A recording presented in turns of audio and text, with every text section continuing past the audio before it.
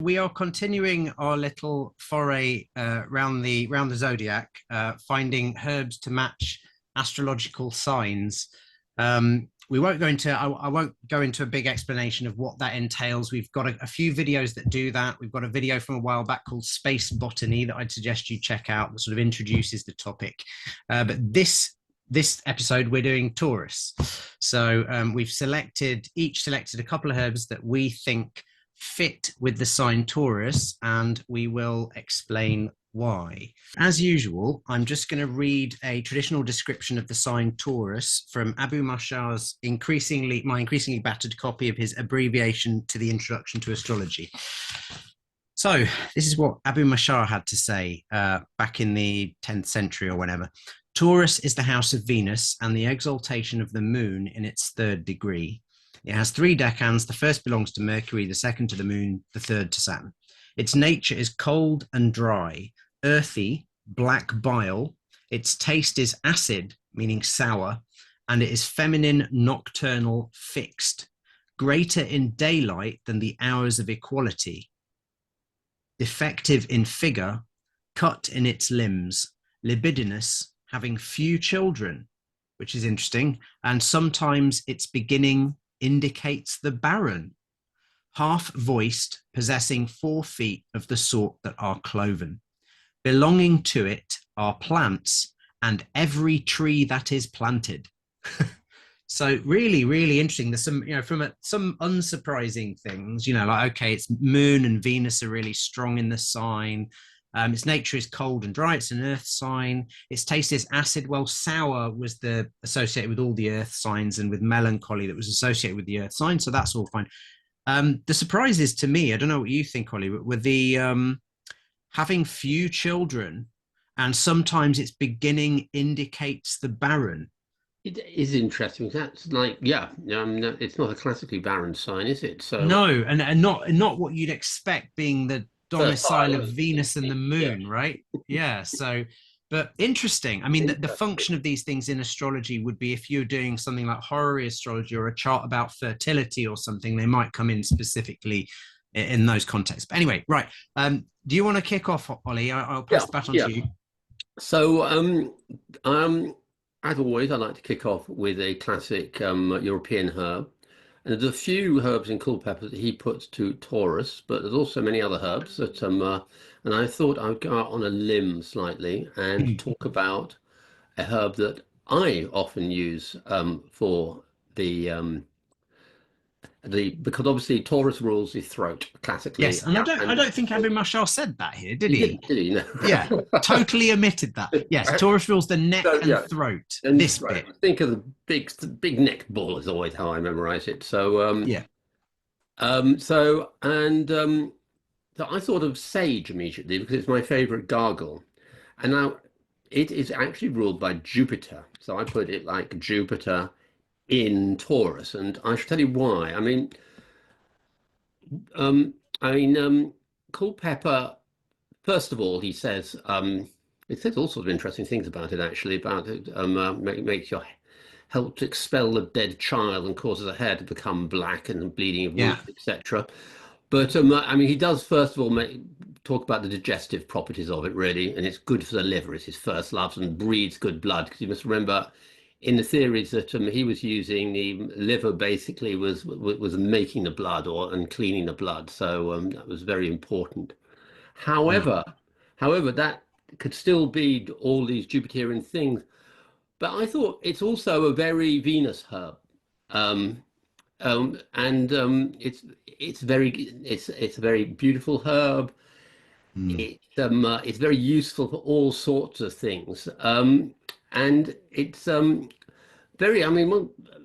A classic thing. I remember having this as a kid. It's like when you have a sore throat, you get a sage tea, and you made to drink. It's disgusting, but with a little bit of honey in it. Yeah, God. So yeah, it's certainly got a sort of earthy taste, hasn't it, sage? So that would kind of fit there.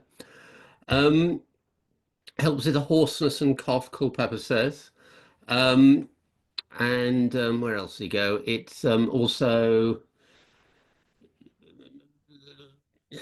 oh yes, and to wash sore mouths and throats, cankers, Um, and so it's got a lot of uses around the throat, and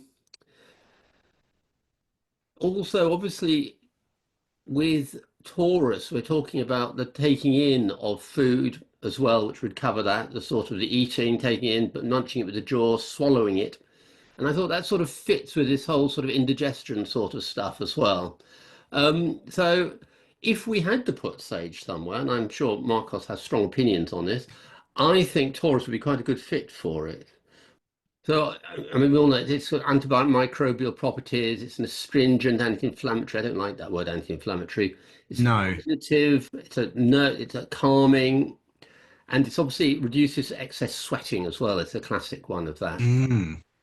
And it's meant to be traditionally be mildly estrogenic, isn't it? Which I've never really used for it for that. I don't know if that's where its menopausal hot flushes come from. I'm not sure what what the mechanism is there. I have used it for that, and it's very effective. And I think it's twofold. It's absolutely the phytoestrogenicity of it that it helps to Right. reduce some perimen, but it's also the fact that it's anti-hydrotic. It stops sweating is Right. incredibly useful, I'll and use it for that, definitely, it's yes. a nootropic. It benefits the brain. I mean, Culpepper even says, doesn't he? It's useful for warming or quickening the He senses, does. or for the He does. memory, or I can't remember how he puts it, but it's super useful in menopause And because so, it stops sweating, and it helps the brain and brain oh, fog, absolutely. I mean, and yeah. it's just the mechanism for that. But I suppose if we call it Oh, it's more, twofold. I think central nervous system is one, and the hormonal thing. It's a bit of both.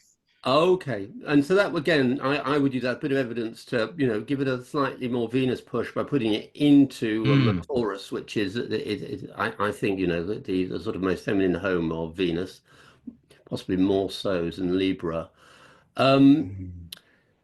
So yeah, and obviously, sore throats, all that sort of thing, gum infections, teeth infections, oral hygiene in general, coughs with mucus. So there are, I think, a number of Taurian things there, if and probably more than any one other part of zodiac sign, which is why if I had to put it somewhere, I'd put it there. So yeah, Oh, that's it. Really interesting, Ollie. I think the explicitly, out of all the things you mentioned, I don't know if you'd agree, but I think the explicitly Taurian things would obviously be the sore throat because it yeah, relates to the throat, yeah, and the uses in gynecological yes, conditions because we're definitely, talking about a sign which is ruled by Venus and the moon. So, exactly, perimenopause, even the traditional expelling the dead child or helping get rid of yes, afterbirth, yes, yeah, that sort of thing would be considered maybe Venerian or Venusian. yes, Um, yeah, that's really interesting. I had sort of, I mean, sage traditionally obviously a herb of Jupiter because of yeah, the appropriation to the lungs and to yeah, digestion and its general beneficence and relative harmlessness. yeah. Um, totally see that, and I can totally see why you'd say it has a strong secondary Venus overlay. Even the fact that the leaves, and even Venus and the Moon, because the silvery hairs on the leaves a lot of time, There they is have that they're both whole, downy and silvery. yes, yeah, It's often the case, and even the purple sage has a sort of a silvery sheen to the leaves it sometimes. does. So I see all that. It's interesting. I had traditionally I had thought of it as being a herb of Jupiter in Aquarius or one of the air signs because I tend to think of it as traditionally heating the blood.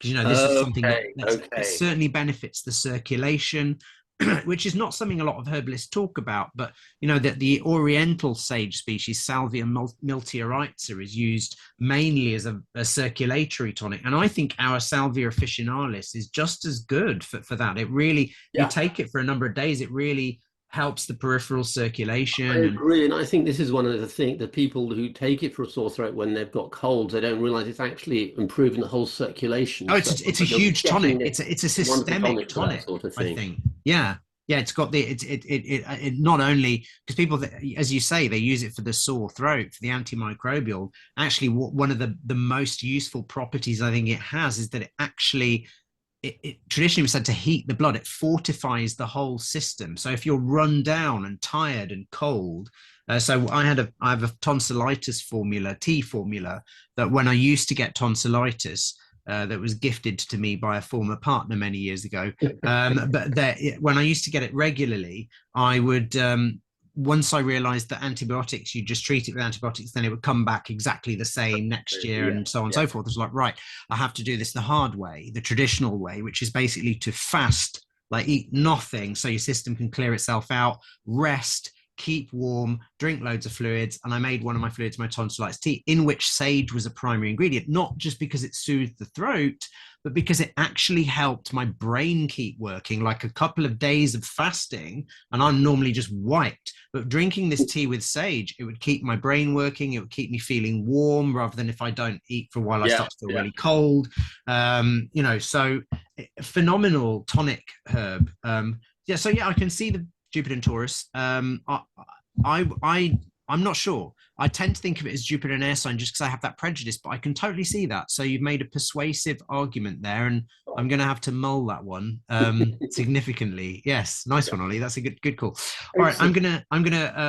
What are you going to do, Marcos? On to our next herb. So I am going to do the one I feel a little bit on firmer ground with, which I've put on the screen now, which is cherry, specifically sour cherry, Prunus cerasus.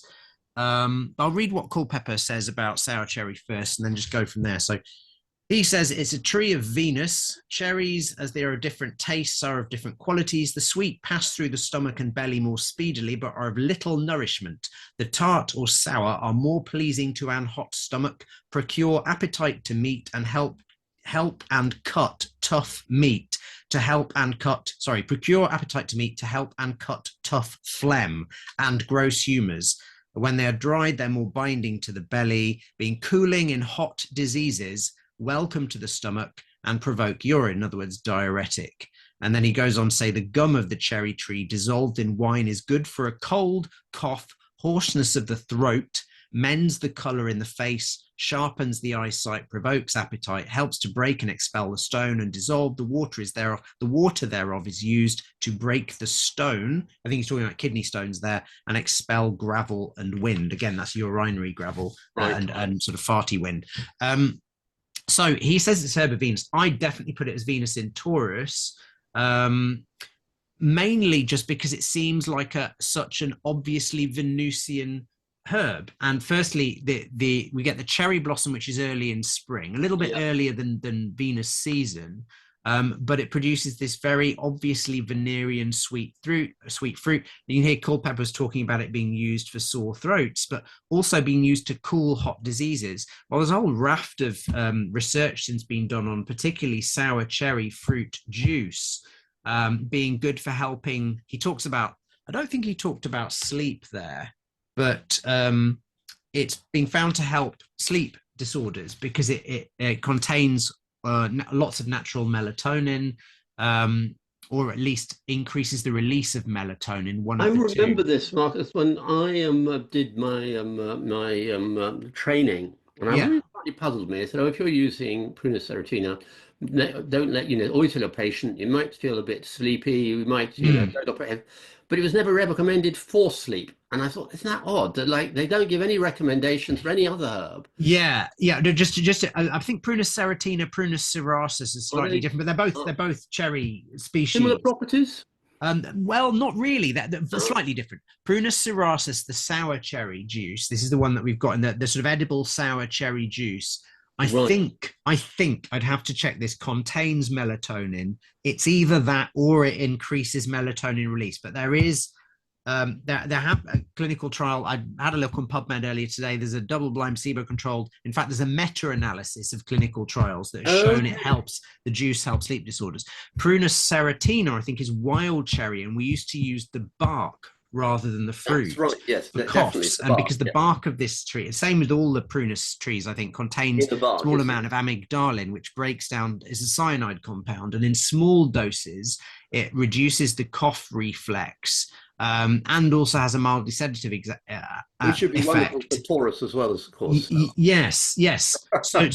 But the reason I put Prunus cerasus specifically, that the sour cherry, possibly all cherries, but this one particularly under Taurus, is the cooling of hot diseases. The Culpeper saying it's good for sort of the throat, but also the effect on the head, because Venus in the brain, because Venus in Taurus traditionally was in its own sign, so Yes, therefore it'd be yes. analogous to Okay, in Aries the head in the Taurus, yes, yeah, in yeah. this. If anyone doesn't know what the heck we're on about, this is a system devised by sort of medieval and Renaissance medical astrologers, whereby a planet in its own sign is analogous to Aries. So it's like being the head. So Venus in Taurus, it's like signifies the head. Anyway, so what other research was there on it? It's good for gout. And yeah, it does appear to be a good diuretic and good for preventing urinary stones. But it also stimulates the immune system, which I thought was interesting. But so, in terms of definitely a Venus tree, because it's a sweet, edible, benign fruit, the Taurus bit comes into me because it's sour, firstly. Right. Yes. It cools heat, so it has that cooling effect. It was traditionally used amongst many other things, as you've heard, for the throat, and also had that sleep sort of allaying property of a Venus in Taurus herb. You might be expected to some degree to affect the head as well. Yes. So yeah, that's my rationale for that one. Brilliant. No, nice one. And Okay. another, I shall be investigating. That's not something I've ever It's fascinating. I mean, that just have a little hunt around on PubMed, Ollie, and listeners, if you are into your medicinal herbs and want to geek out on the science, because there's plenty of research on this plant now, and particularly on sour cherry juice. The only contraindication I could think of is if you, well, firstly, if you had an allergy to cherries, for example, but the second one would be it is that the juice they did find stimulated immune response. Now, this may only be in petri dishes, but there may be a contraindication in, because they specifically found it stimulated what's called type 4 hypersensitivity, which is delayed sensitivity response. So that would be the kind of response that you might get to poison ivy, rust toxicodendron, for example. There's also the kind of hypersensitivity that is operant in some autoimmune diseases like rheumatoid arthritis. Rheumatoid arthritis, I think, involves type 3 and type 4 hypersensitivity. Right. So hypothetical there, but if there might be certain kinds of immune mediated medical issue that you would want to avoid sour cherry in. But for your basic inflammatory issues like gout, osteoarthritis, sleep disorders, potentially sore throats, catarrh, Culpeper mentions there, so it might be useful as a background treatment if you've got a lot of hay fever, could be quite useful in those. So, brilliant, thank you, Marcos. That's a brilliant. Right. Okay, shall I go on to my next one then, which is... Yes, I know what it is. I'm going to preempt you, yes. It's bugleweed. Now, this is not to be confused with bugle, which is a completely different plant. That's a Juga repens, if I remember. And bugleweed is... Actually, I had always assumed it was only a US one, because that's usually the one cited, but apparently is a European one called gypsywort, which... but mostly you'll find it's the virginicus, that's the one that is always talked about. Yeah, like Lycopus virginicus, isn't it? I can't remember the European species because I've never used Lycopus europaeus, strangely. Okay, well, that's easy to remember. Okay. And the one I went for this, obviously it has no attributions because Culpeper didn't know about it, or he might have, but he didn't include it in his book. Is that it is it reduces overcapacity of the thyroid gland, so it's very useful in things like hypothyroidism and Graves' disease. And obviously, because of its location, the thyroid is absolutely ruled by Taurus. And there's not actually that many plants that can do that. So this is a very useful one. Has to be used with care though, because I've never actually used it as because I've never had anyone with that sort of level of hypothyroidism. I've used it a few times. It's very effective. It's yeah. What sort of quantities are you giving it in on a sort of weekly basis? I'm not too cautious with it. I tend to give like something like 20 mil in a mix, 20 mil a week of a 1 in 3. So that's like something like 7 grams a week equivalent, so a gram a day. Okay. And of the dried herb, that would be the equivalent. Yes. And it's also a nervine sedative, so it's very calming. And interestingly, it's a cardiac sedative as well. So it's useful for things like, heartbeat linked to anxiety, or indeed linked to hypothyroidism. So it's a bit of a double whammy there. So that's really quite useful for that. It dries excess secretions, and I guess that could help with a dry cough, another throat, excess cough sort of thing, another throat attribution. And it's a very mild diuretic as well. And it helps anti-hemorrhagic. It helps slow bleeding too. But I think I would say most herbalists would use it for its antithyroid properties. Would you agree with that, Marcos? 100%. I mean, I've pretty much pigeonholed Which it makes there. it a bit of a no-brainer for a. Would you say Venus in Taurus? I don't know. I was just thinking that because I mean, I could completely see that, or I could see Mercury in Taurus potentially. Yeah, it could be Do you know Mercury. what I Could mean? Because some of those be protective Mercury effects herbs and are things. actually Yeah, cardioactive, or they, the yeah. Mercury herbs have a variety of different actions when you look at them. And So looking at the effects of the high and low yeah, thyroid, that because the effect would appear to be in the nervous system, it wouldn't would, it? wouldn't it? Yes. Oh, I like that. Mercury in Taurus, Taurus. rather nice, isn't Maybe, it? maybe, and also because when you look at the planet, it's not super mercurial looking, but doesn't No, look doesn't look pretty enough to be Venusy to it me. doesn't. I And mean, it's those little tiny I mean, what it's not an ugly plant, but it's no, relatively it's not too showy. It's a yeah, bit discreet. bit It's discreet. And it's a bit like things like skullcap, which I would also put under Mercury yes, as yeah, well. yeah, yeah, yeah, yeah.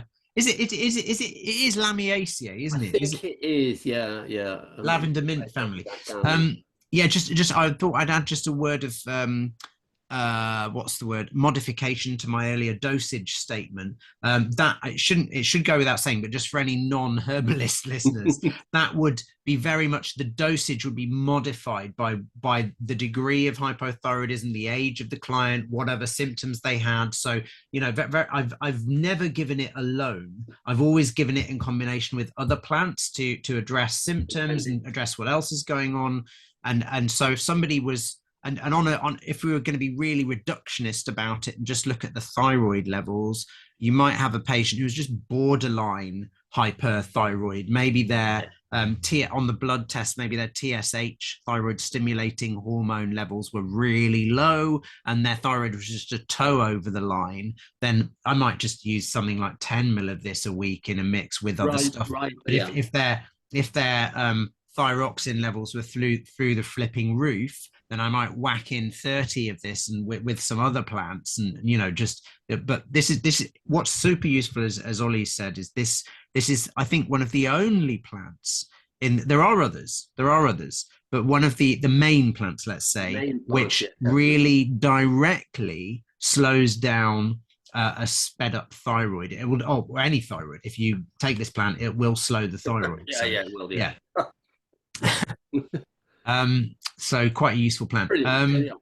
Brilliant. All right, shall I So move on to our what's your our, the second one, Marcos? I'm our excited. fourth and final one? And this is my slightly controversial out on Oh, Olympic, yes, I'm and familiar. this is poke root, Phytolacca decandra. It's not a great picture. I couldn't find any really phenomenal pictures of poke root, but let me read. Obviously, this is an American herb, North American herb, so Culpepper did not know of it. I'm not sure if it's included in Parkinson, but I do have entry from this tiny little volume here, this slim little pocket book, which is King's American Dispensatory Volume 2 from the 19th 19th century. Yes, 19th century. North American Eclectics. And this is their summary. They actually have like 4 pages on poke root, but this is their summary, specific indications and uses. Pallid mucous membranes with ulceration, sore mouth with small blisters on tongue and mucous membrane of cheeks, sore lips blanched with separation of the epidermis, hard, painful, enlarged glands, mastitis, which is breast inflammation, orchitis, which is inflammation of the testes, parotitis, inflammation of the salivary glands, aphthoi, which is mouth ulcers, soreness of the mammary glands with impaired respiration, facial, tonsillar, or pharyngeal ulceration. So that's all this stuff in the throat. Pallid sore throat with cough or respiratory difficulty. Secretions of mouth give a white glaze to surface of mouth, especially in children. White pultaceous, what a word, pultaceous sloughs at corners of the mouth or in the cheek. and diphtheric deposits, not stuff you hopefully see very often in common herbal practice nowadays. But so, I mean, a few things directed to the throat and many others directed specifically to reproductive organs or venous associated organs, Right. Yeah. the breasts and the testicles, which are both venous bits. Yeah. So I think this is, and also the first time I saw this plant growing, because I would put this as a herb of Mars in Taurus. It is definitely a martial herb. It's either got to be Mars or Saturn because it's well toxic, you know. Oh, So it's one of those oh, highly toxic plants. And out of the two, I would go for Mars. It seems to like the sun. You only need to use very small doses. It puts me a bit in mind of the European plant Bryony, where anything small, anything bigger than a small dose will immediately cause gastritis, intestinal inflammation, violent diarrhea and vomiting, all sorts of horrible stuff like that. So it's definitely a Mars plant. And the first time I saw it growing was in the little medicine garden at Archway, the herbal clinic in Archway, when there was a medicine garden there, and Peter Jarrett was the gardener, and he's a fantastic gardener, and I just was struck by it was growing up the wall by the side of the wall, and had a vivid like neon pink stem, which doesn't show in this picture. The stem was literally Barbie pink, like this, you know, just like pow, this huge and like just monster of a plant with these sort of dark black sort of berries that look sadly very appealing to children. So there are usually a few poisonings every year because children eat them, and I don't think they taste particularly great, but they don't taste particularly bad either. So yeah, no, exactly. They don't taste bad. They do. I grew one in my garden, which, funny enough, I dug up like this winter. Oh, Because I needed some poke root. It was enormous. The main taproot was a meter long, massive. and then I thought that's all I need. I mean, that's going to be good, sort of liters of thing. And it seems such terrible waste.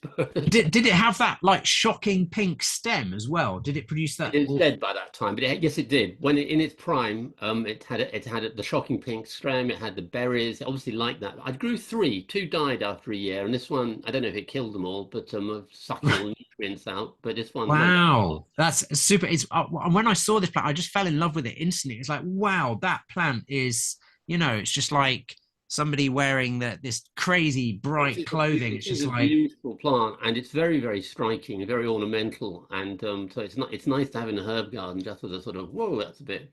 Yeah. Would you agree with the sort of desert? I mean, obviously, this is, I say, going out on a limb here. This doesn't have a traditional. Would you think Mars in Taurus is appropriate Definitely for this Mars, plant? I would agree with that. Yeah. Yeah, Taurus. Taurus, it is interesting, isn't it? I'd have to have more of a think about it. It does have a lot of the Taurus attributions, doesn't it? Yeah. And I'm thinking, I was thinking where the reason for the Taurus attribution is primarily its medicinal uses. Secondly, I was thinking the Venus overlay to me is the prettiness of it. And like, obviously, I was going to say, it is really, and you know, this whole Venus thing, it's got these beautiful fruits on it and things. So it's like almost like, you know, but it's undoubtedly a Mars ruled herb. It's primarily Mars. It's Mars all over, but it has this Venus thing to it. Yeah. I could see it being maybe Venus in Libra, but it's just that, you know, because it grows so quickly and whatever. But I like the fact that it's a deep tap root, and we use the root. That's an Earth signature. That's a Taurus signature. To dig up as well. It's really stuck in the earth. I mean, right, and that to me is all. That's the very Taurus thing. It's not airy really at all. I mean, because you remember, you know, you've seen it, and it's like a big, heavy plant. It's not like all under the crop. It's like wow. But it doesn't live long, does it? It grows up and then it shoots up quite quickly. It's a perennial, so it'll go. The root lives long, which again. Oh, it could. So it could stay for many years. Mine was 3 or 4 years old by the time I dug it up. Right. So. I mean, I didn't research this actually, but I wonder how long they can live for in the wild. It got bigger and bigger and bigger. Yeah, I mean, again, a bit of a gardening tip. It dies down, and what you don't want to do is cut all the dead stuff off, which makes it a bit ugly. But because it's got very big stems, and water gets in the stems, and then rots down to the root, killing them, which is what I think. So you just literally, do you have to leave the stems on You until leave the they stems on, desiccate, even though they look basically? hideous. So yeah, Yeah, you just have to, you'd have to leave them until the following spring or summer when exactly, hopefully they've withered and dried out enough for you to be able to absolutely. just snap them And then off or you can whatever. just snap them off. Yeah. Okay, okay. No, that's a good tip, Ollie. I mean, it's something that I don't have the room in my little London garden to No, grow it, but it does seem to be. I mean, you never know what. I mean, in my garden, it loves growing, but okay, okay. That's interesting. That's interesting. Well, I think it's a beautiful plant. And anyway, one for so I mean, we'll leave this with you, viewership. If you have any ideas about where you would put poke root, for example, or any of the other herbs that we've yes, talked about today, please bung them in the bung your ideas and in the comments section, because it always generates it's interesting for us to see, and it helps because some of these are we're fairly confident of, and others, as you can probably hear, we're sort of yeah. speculating really. So yeah, And and just as an exercise in lateral thinking, it's really good just to get more knowledge around a plant by doing that, because yeah, you think out of the box, which 100%, yeah, 100%. Anyway, right. So if you've enjoyed this, please subscribe and share absolutely. it and do all the things. Send it to other people and do put some comments and engage with us, because that helps get the video out to more people and all of that. So anyway, Absolutely. hope you've enjoyed it, and hopefully we shall see you in the next See one. you next time. Cheerio. Bye.